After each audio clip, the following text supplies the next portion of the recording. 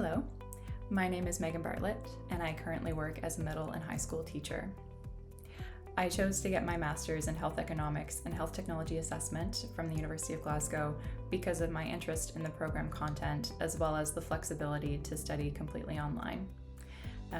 Being able to keep working while studying was very important to me, so the distance learning component was crucial to my decision to pursue postgraduate studies.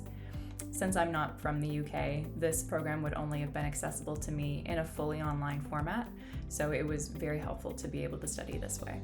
While studying at the University of Glasgow, I was also working as a consultant in the field of health economics and outcomes research.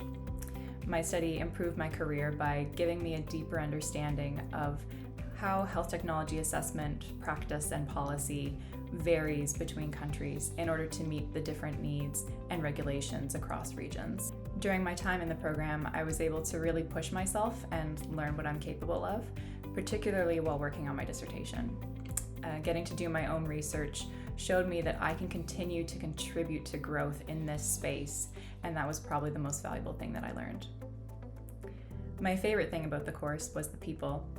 Getting to know the faculty and seeing the passion and knowledge that they brought to the course material made the classes more interesting, even when it was a class that I wasn't super excited about, like statistics. And when I was working on my dissertation, it was so fun to get to know my supervisors one-on-one and collaborate with them during the research process. To anyone thinking about applying for an MSc in health economics and health technology assessment, I would say go for it. If you have any interest in health technology assessment, health economics, global health, this program is a great opportunity to deepen your knowledge and further develop your research skills.